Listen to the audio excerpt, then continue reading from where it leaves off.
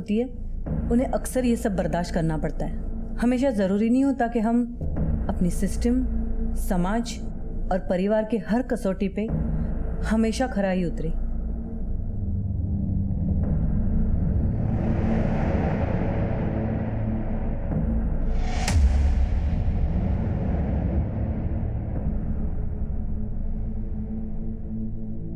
इतनी क्या इमरजेंसी थी जो मेरे घर आने तक का इंतजार नहीं कर सकते थे? क्यों? कॉलेज में आपने स्टूडेंट टीचर्स के अलावा अपने रिश्तेदारों पे आने पे पाबंदी लगा रखी है। बॉबी, तुम आजकल बहुत सरकास्टिक होते जा रहे हो। लगता है अपने चाचा से बहुत मिल रहे हो। हाँ, और वैसे भी चाचा जी सही कहते हैं, आपको सिर्फ गुलाम पसंद है। पर फिर भी मैं आपसे एक आखिरी बार रिक्वेस्ट कर रहा हूँ, प्लीज अपने बेटे के लिए एक सिफारिश कर दो please. Bobby, it's not possible. ये मेरे उसूलों के खिलाफ है और तुम।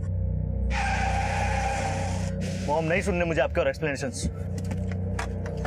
हम हमेशा सबको खुश नहीं रख सकते और कहते हैं जो अपने उसूलों से समझौता नहीं करते वो अक्सर अपने परिवार और समाज के बीच खुद को अकेला ही पाते हैं। जब अपने ही अकेला छोड़ दें तो अपना बेड़ा खुद उठाना पड़ता है, और अब मैं ठान चुका था वही करूंगा जो मुझे ठीक लगता है।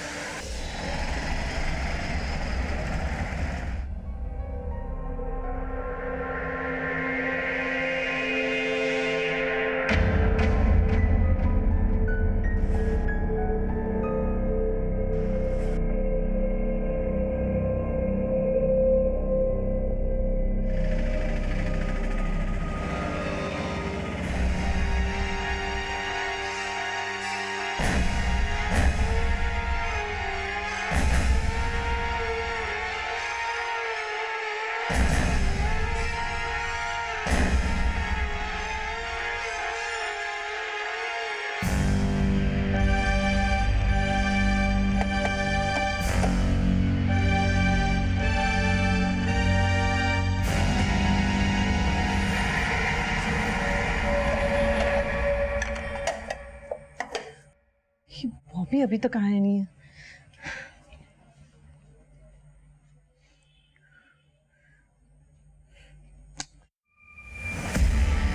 ये बॉबी बॉबी बॉबी तुमने शराब पी है? आप भी है, कांट स्टॉप मी नाउ।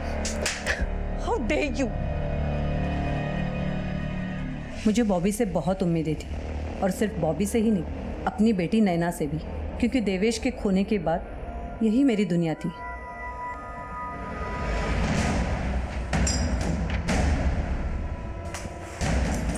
लेकिन हर गुजरते दिन के साथ ये उम्मीदें दम तोड़ रही थी। लेकिन मैं अब भी सब कुछ संवारने की कोशिश कर रही थी।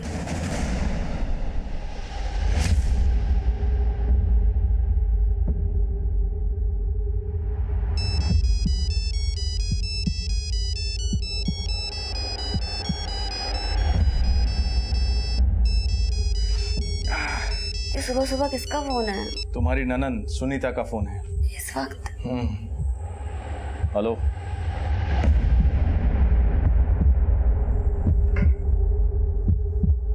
प्रत्युष, प्रत्युष दरवाजा खोलो। प्रत्युष, क्या हो पापा? जल्दी से तैयार हो जाओ, पुलिस स्टेशन चलना है।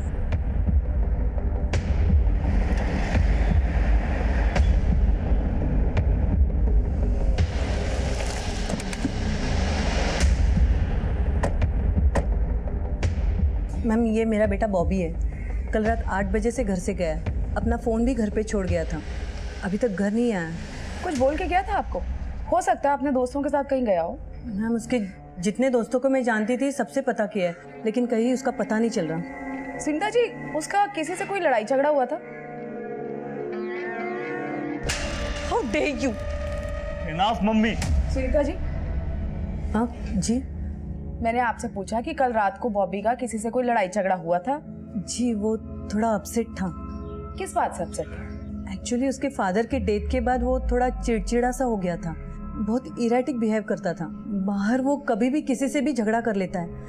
हमें डर है कि कहीं वो फिर से। प्लीज़ मैम, जल्दी से उसका पता लगाइए। ठीक है, आप एक काम कीजिए, उसके सारे दोस्तों के नंबर दे दीजिए हमें, हम पता लगाते हैं। जी।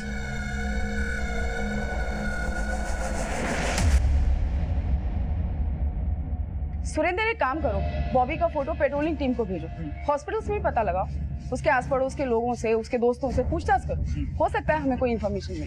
ठीक है मैम।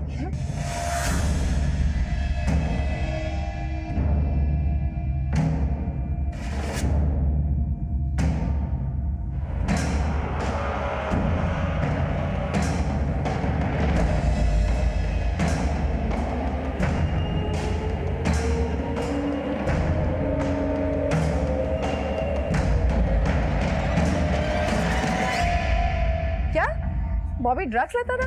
हाँ मैम, बॉबी के पड़ोसी और उसके फ्रेंड्स के पेरेंट्स ने तो यही बताया, लेकिन बॉबी इस वक्त कहाँ है ये कोई नहीं जानता।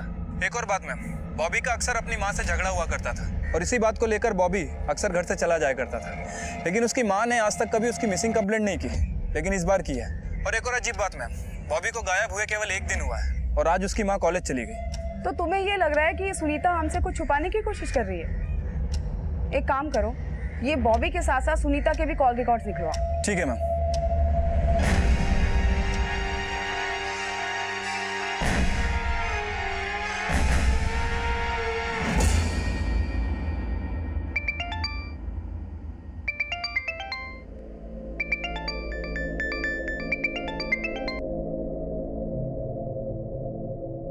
हेलो। मम्मी, बॉबी भैया मिले क्या? नहीं। आप टेंशन मत लो, उनका गुस्सा ठंडा हो जाएगा ना तो वो हमेशा की तरह वापस आ जाएंगे। क्या हुआ मम्मा, आप कुछ बोल क्यों नहीं रहे हो?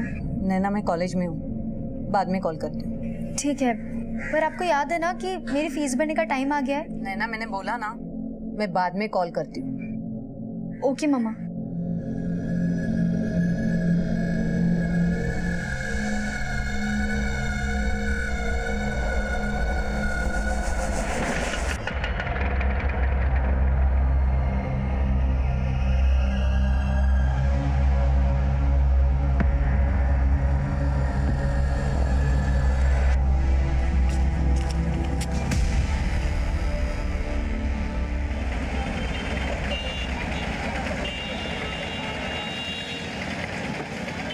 और भाजी क्या चल रहे हैं? सब बढ़िया बढ़िया बढ़िया। बॉबी बॉबी, खून कहाँ से आया? पाजी आप इसे पकड़ के रखो, मैं देखता हूँ। ठीक है भाई। अरे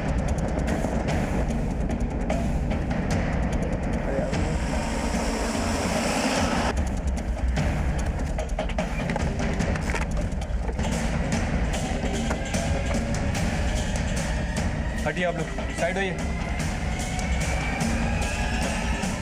मैंने नहीं मारा मम्मी को।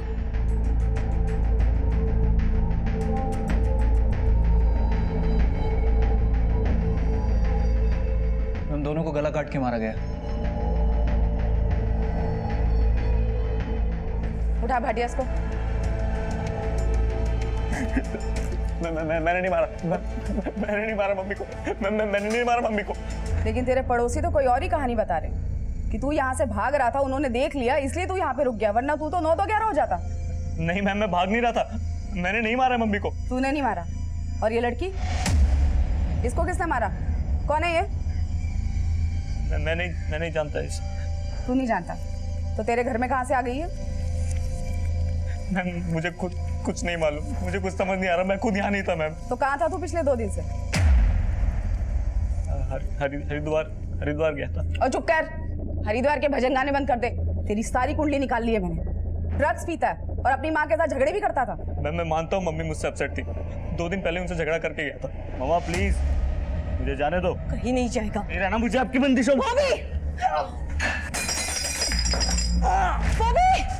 बॉबी संभाल, दिखाओ तो सही बात। बॉबी सुनो। उस रात घर से जाने के बाद मैं आज ही सुबह लौटा हूँ।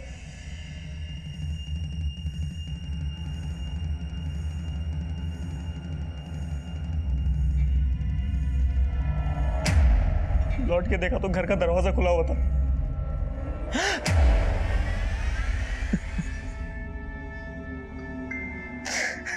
सबसे पहले किसने देखा इसको? मैं देखा मैडम जी। ये लड़की कौन है, जानते हो आप? इस लड़की को तो हम में से कोई भी नहीं जानता। इसको तो पहले यहाँ कभी देखा भी नहीं। और इस घर में बॉबी और उसकी माँ के अलावा और कौन रहता है? बॉबी की एक छोटी बहन भी है मैडम, नैना नाम है। वो देहरादून के मेडिकल कॉलेज में पढ़ती है। रोड़ा पाना बंद कर और सच सच बता, कौन है ये लड़की, यहाँ क्यों आई थी और इसका मर्डर तूने क्यों किया? मैम मुझे कुछ नहीं मालूम। कुछ नहीं किया तूने? हाँ, कुछ नहीं किया।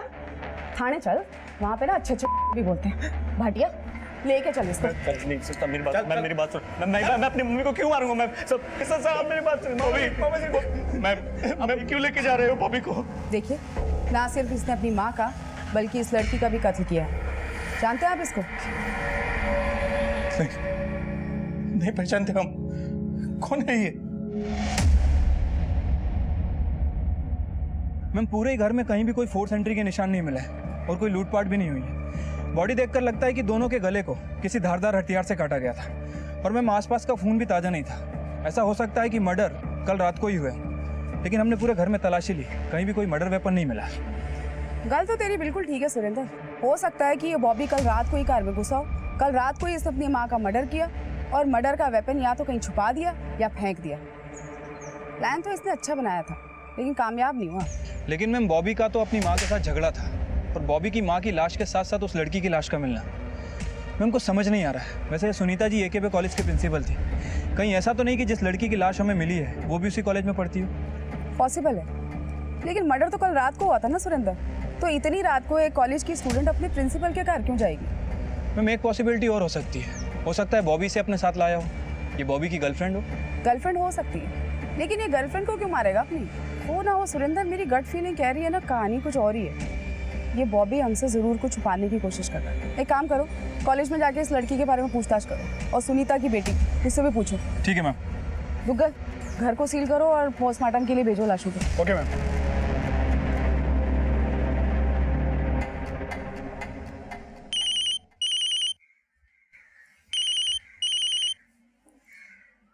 हेलो। नैना, तुम जल्दी से होशियारपुर आ जाओ।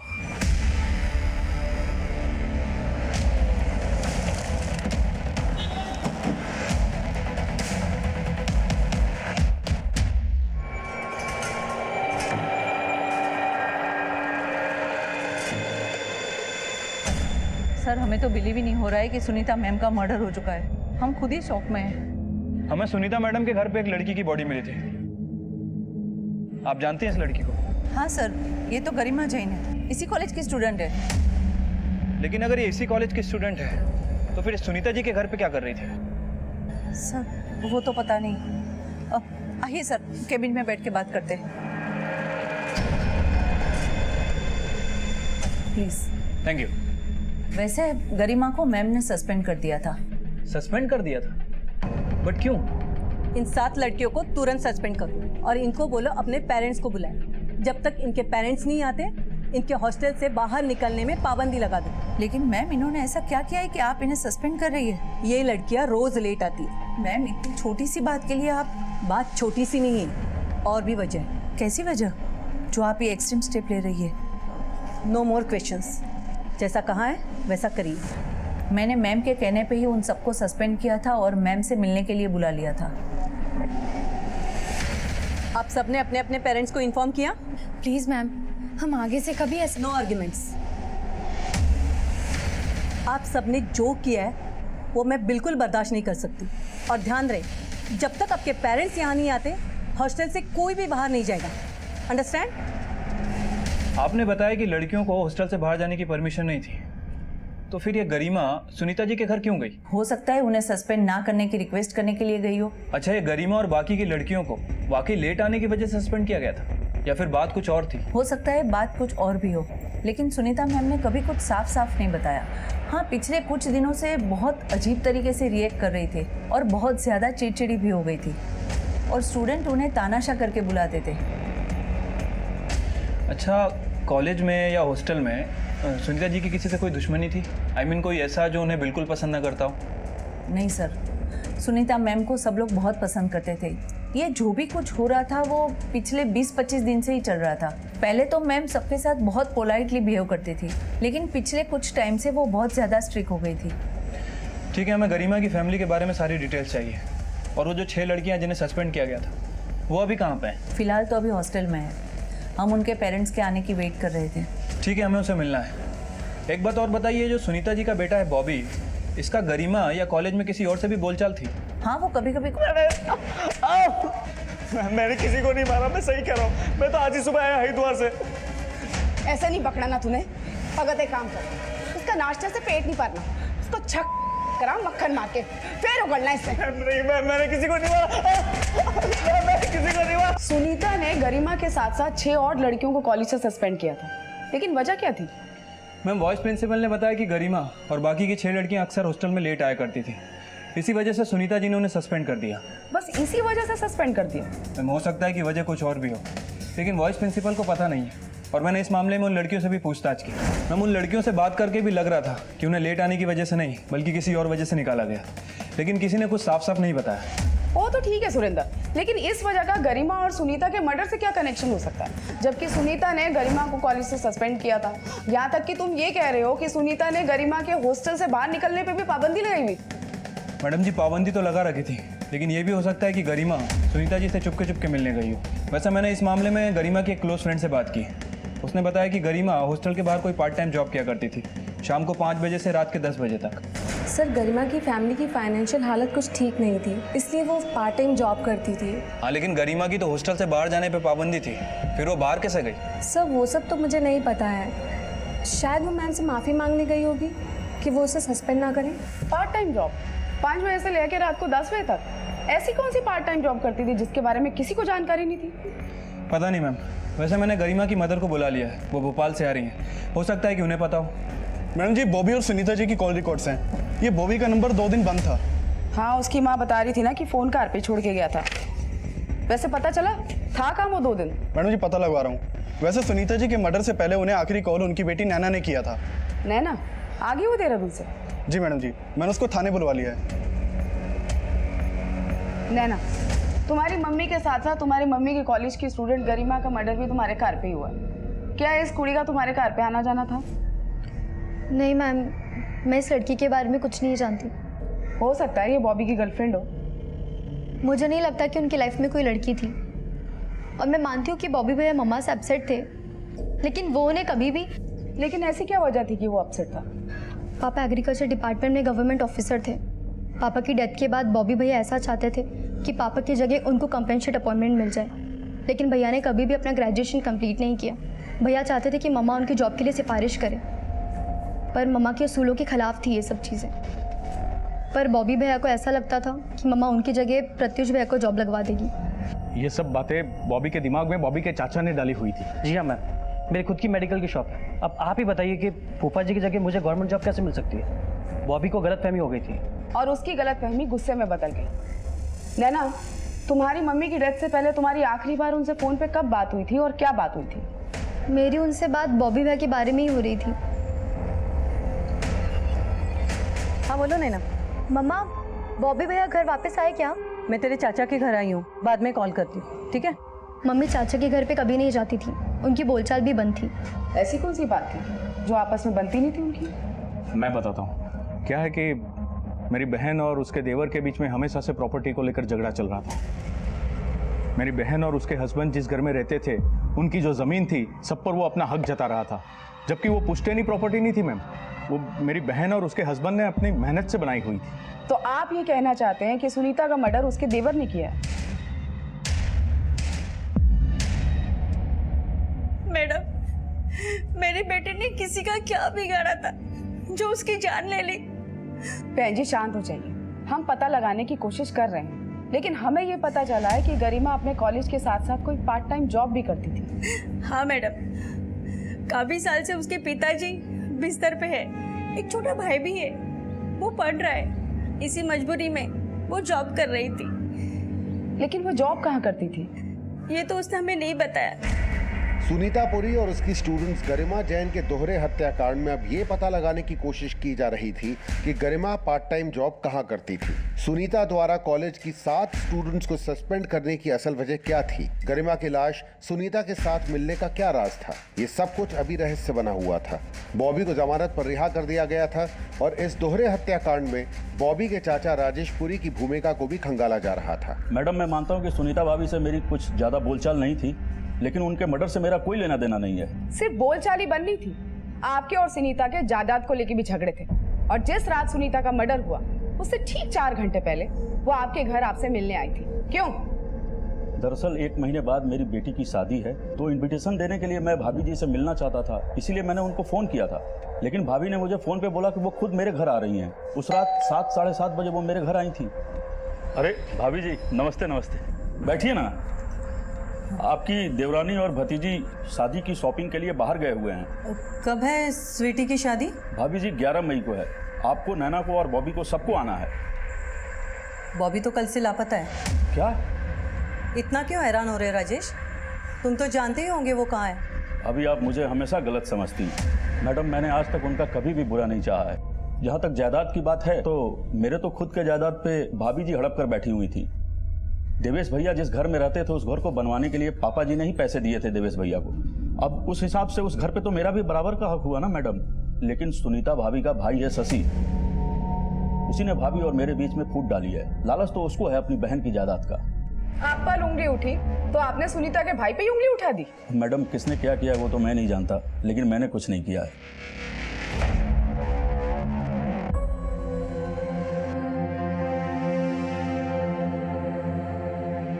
नैना, मैं इसको समझा समझा के थक गई हूँ। इसको रिहैब भेजना ही पड़ेगा। मम्मा, भैया की विल पावर बहुत स्ट्रांग है और इन्होंने मुझे प्रॉमिस किया है ये अब कभी ड्रग्स को हाथ नहीं लगाएंगे। प्रॉमिस तो ये मुझे भी बहुत दे चुका है। मुझे तो डर लगता है कि कहीं नशे के चक्कर में हम सबको ना बेच खाए।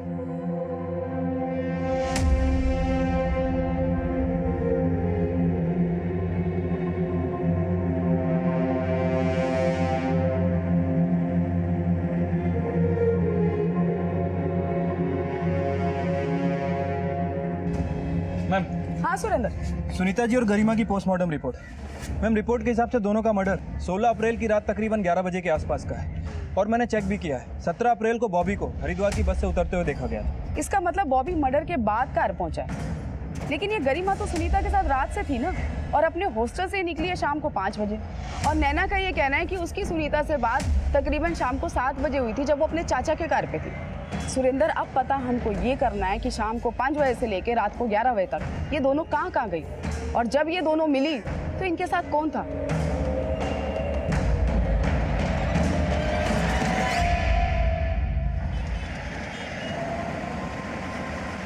पैसों का प्रॉब्लम नहीं है, पर मुझे नहीं लगता कि मैं कभी भी देहरादून आ पाऊंगी। करियर, सपने सब दांव पे लगा है। कुछ भी अच्छा नहीं लग रहा। तो मैं बाद में कॉल करती हूँ। मैं जानता हूँ नैना, सुनीता के बगैर यहाँ किसी को कुछ भी अच्छा नहीं लग रहा, लेकिन तुम्हारा मामा अभी तक जिंदा है। सुनीता ने तुम्हारे लिए बहुत सारे सपने देखे थे ना। वो तुम्हें डॉक्टर बनाना चाहती थी, उसका वो सपना तुम जरूर पूरा करोगी। पर मामा, मुझे नहीं लगता कि अब मैं आगे पढ़ पाऊंगी। अगर तू भी बॉबी की तरह पढ़ाई छोड़ देगी तो सुनीता की आत्मा को कितना दुख होगा। ऐसा नहीं बोलते बेटे।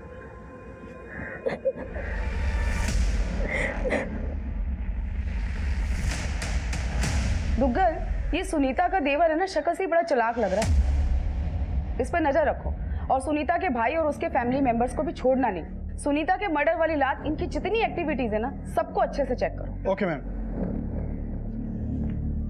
मैम, हाँ सुरेंद्र, जिस रात सुनीता जी और गरिमा का मर्डर हुआ, गरिमा हॉस्टल से निकलने के बाद एक एरिया के सीसीटीवी फुटेज में कैप्चर हुई है। ये वहाँ का फुटेज है।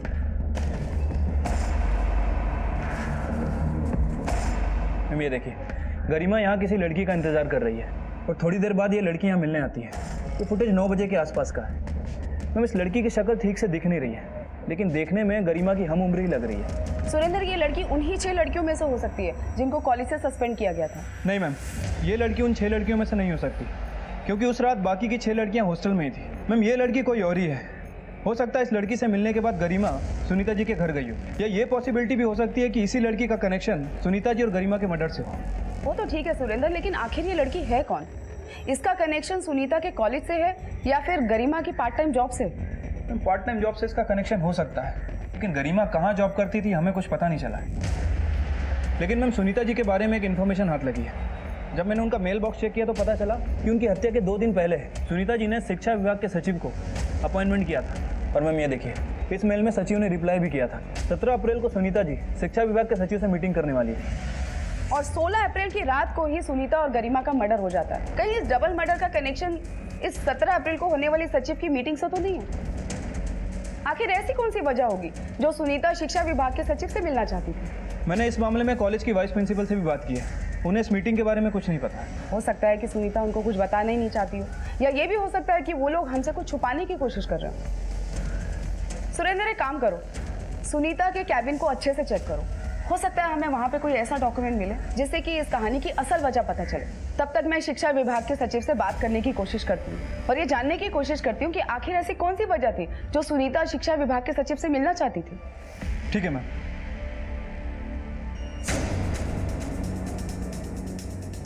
जय सर, मैं प्रीतनगर थाने से इंस्पेक्टर कुलजीत कौर रंधावा बोल रही हूँ। जी मुझे शिक्षा सचिव से कुछ ज़रूरी बात करनी थी। जी वो AKB कॉलेज की प्रिंसिपल सुनीता पुरी और उसी कॉलेज की स्टूडेंट गरिमा जैन के मर्डर के सिलसिले में कोई बात थी जी।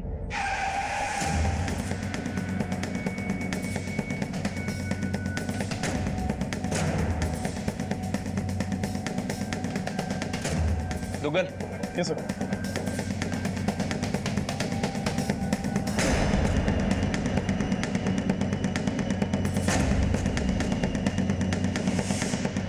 सर बाकी सारे डोर तो खुले हुए हैं, ये एक डोर नहीं खुल रहा है। भाटिया सर, चाबी वाले को बुलाओ।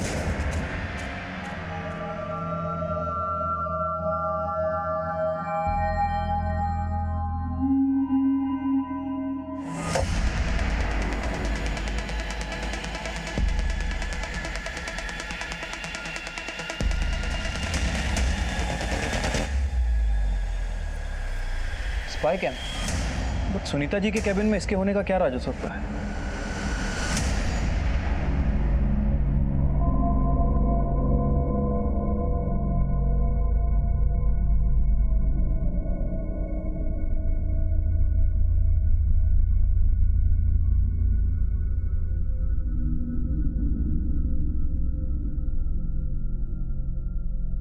मम्मा आपको बोलती रही नशा मत करो मत करो। आपने तो उनकी कसम भी खाई थी ना कि नशा नहीं करोगे, फिर भी कसम तोड़ दी। मैंने उनकी कसम तोड़ी, तभी तो वो हमें छोड़ के चले गई। I'm sorry नैना, मुझे उन्हें अकेले छोड़ के जाना नहीं चाहिए था। अगर मैं वहां होता तो। भैया मैं नहीं जानती सच क्या है, लेकिन जिसने भी मम्मा को मारा है ना, मैं उसे कभी माफ नहीं करूंगी। मैम सुनीता जी के कैबिन में कोई भी सस्पिशियस डॉक्यूमेंट नहीं मिला है, लेकिन ये जो स्पाई कैम मिला था इसके पीछे क्या कहानी हो सकती है, कुछ समझ नहीं आ रहा। सुरेंद्र, इस स्पाई कैम का कनेक्शन सुनीता जी और शिक्षा विभाग के सचिव से होने वाली 16 अप्रैल की मुलाकात से हो सकता है। मेरी गल हुई थी सचिव से। सचिव का ये कहना है कि सुनीता कॉलेज में होने वाली कुछ गतिविधियों को लेकर चिंतित थी और उसी सिलसिले में सचिव को मिलना चाहती थी। मैम हो सकता है कि सुनीता जी कॉलेज से जुड़ा हुआ कोई ऐसा राज जानती हो जो उनके मर्डर का कारण बना हो। सुरेंद्र, कहीं ऐसा तो नहीं कि इस स्पाई कैम का इस्तेमाल उन गतिविधियों को रिकॉर्ड करने के लिए किया गया हो जिसको लेकर सुनीता सचिव से मिलना चाहती थी? लेकिन मैम हमें सुनीता जी के ऑफिस में कोई भी रिकॉर्डेड फुटेज नहीं मिली है। या एक पॉसिबिलिटी ये भी हो सकती है कि उन फुटेज को सुनीता जी के मर्डर के बाद गायब कर दिया गया हो। सुरेंद्र, अगर तुम्हें याद हो, सुनीता के मर्डर वाले दिन उसके कार का सामान इधर उधर फैला हुआ था। हो सकता है कि ये रिकॉर्डेड फुटेज उसके कार पे ही हो और किसी ने उसे ढूंढने की कोशिश की हो। मुझे लगता है कि उसके कार को एक बार दोबारा सर्च करना चाहिए। हो सकता है हमने कुछ मिस कर दिया। ठीक है मैम।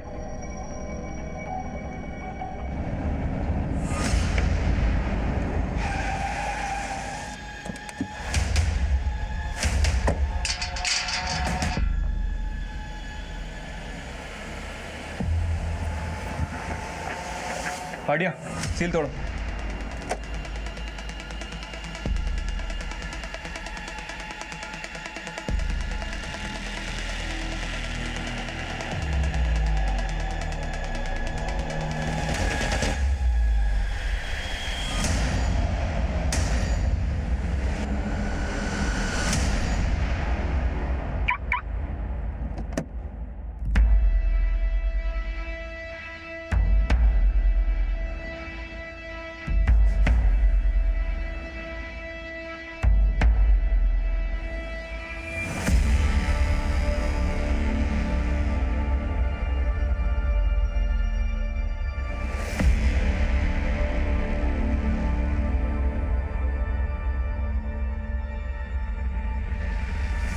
टेंशन मत लो, ऐसी थोड़ी किसी के पास भेज देंगे तुम्हें। पढ़े लिखे खानदानी लोगों से डील करते हैं हम। बट मैम पैसा कितना मिलेगा? इसका मतलब ये स्टिंग ऑपरेशन एक लड़की ने किया?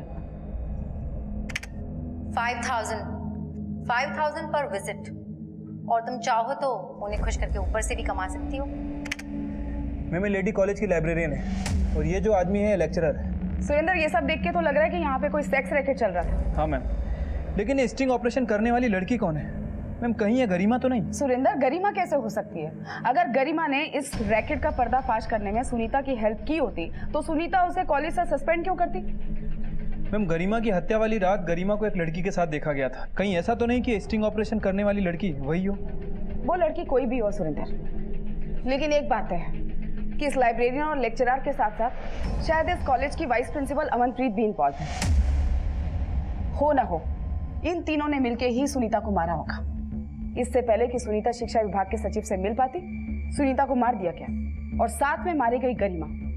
सुरेंद्र, एक काम करो, इस लाइब्रेरियन, लेक्चरर और वाइस प्रिंसिपल तीनों के अरेस्ट वारंट निकलवाओ। ठीक है मैम।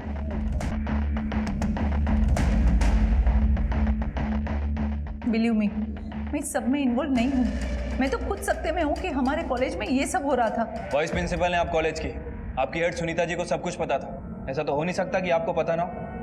सुनीता जी को मारने की प्लानिंग भी आपने की थी ना? प्लीज मेरा यकीन कीजिए, मेरा इस मर्डर और सेक्स रैकेट से कोई लेना देना नहीं है। मैम, हम मान देंगे हम सेक्स रैकेट चलाते थे, पर हम सच कह रहे हैं, हमने किसी को भी नहीं मारा। हम सच कह रहे हैं, हमें तो ये भी नहीं मालूम था कि हमारा स्टिंग ऑपरेशन किया गया था। ये स्टिंग ऑपरेशन भी उन्हीं लड़कियों में से किसी ने किया होगा जिनको तू फंसाने की कोशिश करती है। बता, कौन थी वो लड़की? मैम, हमें तो कई लड़कियां मिलने आती थी, समझ ही नहीं आ रहा कि कौन थी वो। तू बता, कौन थी वो लड़की? मैनू नहीं पता। तेनू नहीं पता? एक एक लड़की की लिस्ट चाहिए मुझे, सबके नाम दे। मैम बताती हूँ। कॉलेज के लाइब्रेरियन और लेक्चरर द्वारा उन स्टूडेंट्स के नाम दिए गए थे जो इस सेक्स रैकेट का हिस्सा थी और इनमें गरिमा भी एक विक्टिम थी। पर इस सेक्स रैकेट में वाइस प्रिंसिपल अमनप्रीत की भागीदारी के संकेत सामने नहीं आए थे, लेकिन इस घटना के बाद उसे निलंबित कर दिया गया था और इस रैकेट से जुड़े कई स्टूडेंट्स, टीचर्स और मैनेजमेंट के लोगों को गिरफ्तार किया गया था। सुनीता पुरी जिस सेक्स रैकेट का भांडाफोड़ करने वाली थी, उस रैकेट को चलाने वालों को अब सुनीता और गरिमा का हत्यारा समझा जा रहा था। हमें ये तो पता चल गया कि ये लोग सेक्स रैकेट में इन्वॉल्व हैं, लेकिन गरिमा और सुनीता के मर्डर चार्जेस के लिए हमें थोड़े और सबूत इकट्ठे करने होंगे और इसमें हमारी मदद वो स्टिंग ऑपरेशन वाली लड़की कर सकती है। लेकिन मैम वो लड़की कौन है? सुनीता के कॉल रिकॉर्ड से उसके बारे में कुछ पता नहीं चला है और ना ही उस लड़की के बारे में जिसे गरिमा के मर्डर वाले दिन गरिमा के साथ देखा गया था। मैम हो सकता है कि उस लड़की का भी मर्डर हो गया हो सकता है सुरेंद्र, लेकिन ये भी तो हो सकता है ना कि इन लोगों की गिरफ्तारी के बाद वो लड़की हमको कांटेक्ट करने की कोशिश करे। कुछ भी करके हमको उस लड़की को ढूंढना है। और हाँ, सेक्स रैकेट से जुड़े जितने भी लोग हैं सबके कॉल रिकॉर्ड्स, एक्टिविटीज अच्छे से चेक करो। हो सकता है कि उन्होंने किसी सुपारी किलर से ये काम करवाया हो। हमें हर पॉसिबिलिटी को खंगालना होगा। पुलिस उस सेक्स रैकेट से जुड़े लोगों के साथ साथ गरिमा और सुनीता से जुड़े हर इंसान को खंगाल रही थी, लेकिन स्टिंग ऑपरेशन करने वाली वो लड़की कौन होगी, ये अब भी रहस्य बना हुआ था।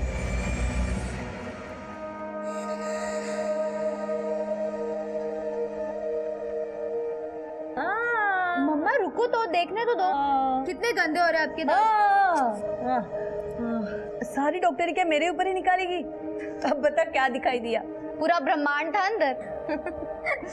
क्या बात है, बड़े बड़े डायलॉग मारने लगी है। देखो मम्मा, आप मेरी पेशेंट हो तो चलो मेरी फीस निकालो, और हाँ कोई बहाना नहीं चलेगा। अच्छा बाबा ठीक है। ये लो, शगुन के पूरे 501 रुपए है। थैंक यू माँ। मेरी बच्ची, भगवान तुझे बहुत कामयाबी दे। बस मुझे बॉबी की बहुत फिक्र हो रही है, पता नहीं भगवान उसे कब सद्बुद्धि दे। सब ठीक हो जाएगा मम्मा, उनको भी आपकी बहुत फिक्र रहती है। लेकिन वो चल तो अपने चाचा के नक्शे कदम पे रहा है ना।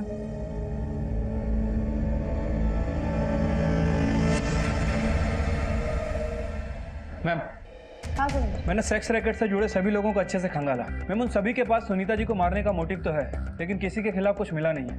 मैम सभी के कॉल रिकॉर्ड चेक किए, सभी की एक्टिविटीज़ को चेक किया, लेकिन ऐसी कोई लीड हाथ नहीं लगी है जिससे प्रूफ हो सके कि जिस रात सुनीता जी का मर्डर हुआ इनमें से कोई आसपास था।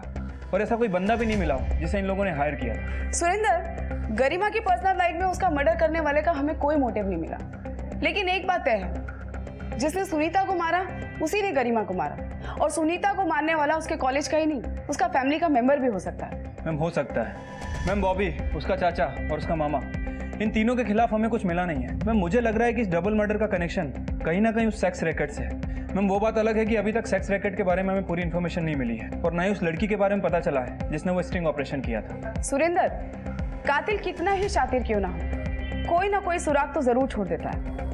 एक काम करते हैं, सब कुछ फिर से रिविजिट करते हैं, शायद हमसे कुछ मिस हुआ।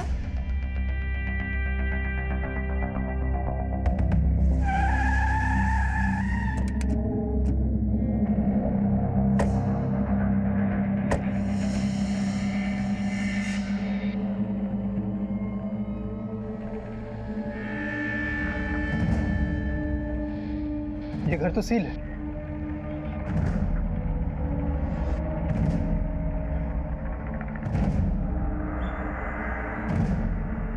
भाई साहब सुनना। जी सर। ये सुनीतापुरी का घर है ना? जी सर। तो इसका घर सील क्यों? सर सुनीता जी का कुछ टाइम पहले मर्डर हो चुका है। मर्डर? मैडम ये सुनीतापुरी का अरेस्ट वारंट है। मैं जब उसे अरेस्ट करने के लिए गया था तो पता चला उनका मर्डर हो चुका है। अरेस्ट करने? लेकिन किस जुर्म में सुनीता को अरेस्ट करना चाहते थे आप?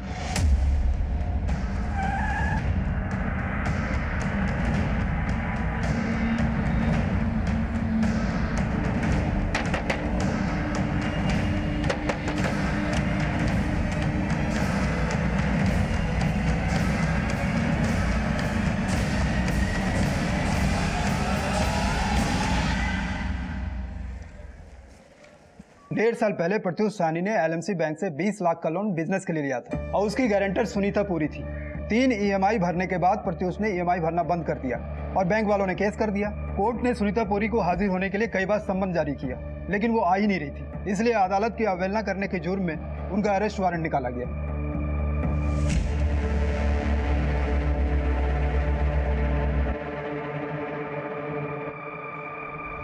रात 10 बजे जब तू अपनी केमिस्ट शॉप बंद करके निकल रहा था ना, तब तूने सफेद रंग की शर्ट पहनी हुई थी, जो कि एक सीसीटीवी फुटेज कैमरा में कैप्चर हुई है। दुग्गल, दिखा इसको। और रात 12 बजे जब तू अपने घर की ओर लौट रहा था, तब तूने गुलाबी रंग की टी शर्ट पहनी हुई थी, जो दूसरे सीसीटीवी कैमरा में कैप्चर हुई है। चला बता कि तूने सुनीता को क्यों मारा? मैं बैंक का लोन ना चुकाने की वजह से बैंक वाले बार बार बुआ को कॉल करके परेशान कर रहे थे, और मेरी शॉप भी लॉस में जा रही थी, लेकिन मैं फाइनेंशियल क्राइसिस से गुजर रहा था और 6 ईएमआई लगातार बाउंस होने की वजह से बैंक वालों ने मुझ पर केस कर दिया और बुआ ने भी मुझसे बात करना बंद कर दिया। लेकिन जब बॉबी गायब हुआ तो बुआ ने पापा और मुझसे आके हेल्प मांगी। उसी रात मैंने सोचा कि मैं इन्हें सिंपैथी दिखाकर फिर से कुछ पैसे की हेल्प मांग सकता हूँ। प्रत्युष, तुम इस वक्त? बुआ जी, पापा कह रहे थे कि आप घर पे अकेले हैं तो आपसे मिले आऊँ। बॉबी का कुछ पता चला? नहीं। बुआ जी, मुझे तो लगता है कि उसके चाचा जी ने आपको परेशान करने के लिए उसे गायब किया है। बुआ जी, मैं जानता हूँ कि ये वक्त सही नहीं ये सब बातें करने का, लेकिन मैं यहाँ लोन के बारे में ही बात करने आया था। वैसे मैंने कुछ पैसों का इंतजाम कर लिया है, सिर्फ 50,000 रुपये कम पड़ रहे हैं। अगर आप कुछ हेल्प कर सके तो। तेरे पापा ने तुझे मेरा हाल पूछने भेजा या फिर से उधारी मांगने के लिए? नहीं बुआ जी, पापा तो। बस कान खोल के सुन ले, तुम्हारी वजह से बैंक वालों ने एक भी पैसा मेरे अकाउंट से काटा तो मैं तुझे छोड़ूंगी नहीं। क्या कर लेगी तू? तेरी हिम्मत कैसे हुई मुझसे ऐसे चिल्लाने की? तूने मुझ पे हाथ उठाया?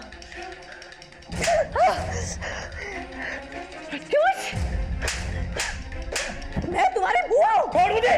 तुम्हारी हिम्मत कैसे हुई? तुम मुझ पे हाथ लगाओगी? प्रत्युष, क्या कर रहे हो? रुक! मैं कुछ सोच पाता तभी वहां पर वो लड़की आ गई। सुनीता मैम, तुमने सुनीता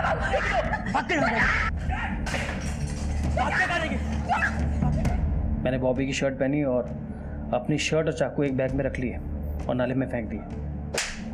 लानत है तेरे जैसे एहसान फरामोश पे।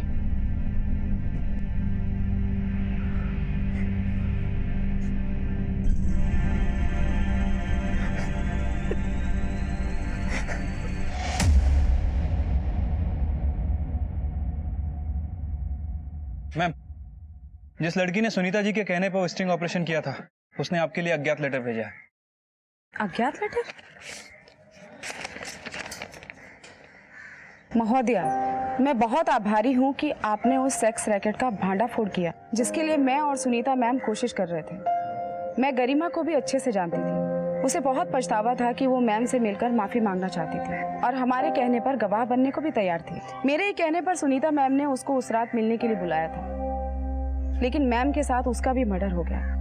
मैम बहुत अच्छी थी, उन्होंने हमेशा सही का साथ दिया और जरूरतमंदों की मदद की। मैं उम्मीद करती हूँ कि आप उन कातिलों को कड़ी से कड़ी सजा दिलाएंगे। फिलहाल मैं अपनी पहचान छुपा के रखना चाहती हूँ, लेकिन हिम्मत हुई तो एक ना एक दिन आपसे आकर जरूर मिलूंगी। समाज में नैतिकता, सभ्यता और अनुशासन को हमेशा ऊंचा स्थान दिया जाता है, लेकिन आज के दौर में इंसानी दिल इतने तंगहाल हो गए हैं कि अपनी जरूरतों के अलावा हमें अंदर कोई हिस्सा खाली ही नहीं दिखता। और ये स्तर तब और भी गिर जाता है जब अपने मददगार को झूठा धन्यवाद देना तो दूर, कई लोग उससे उसके प्राण तक छीन लेते हैं।